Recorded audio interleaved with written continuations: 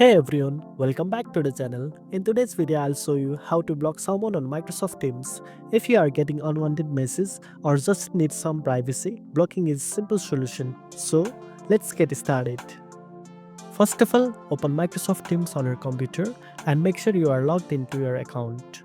Once you are in the Teams dashboard, look at the left sidebar and click on Chat. This will show you a list of your recent conversations. Scroll through your chat list and find a conversation with a person you want to block. Click on their profile picture or name to open up the conversation. Now, look for the three dots, more options, next to their name. Click on it and from the drop-down menu, select Block. A confirmation message will pop up asking if you are sure about blocking the contact. Click Block again to finalize the action.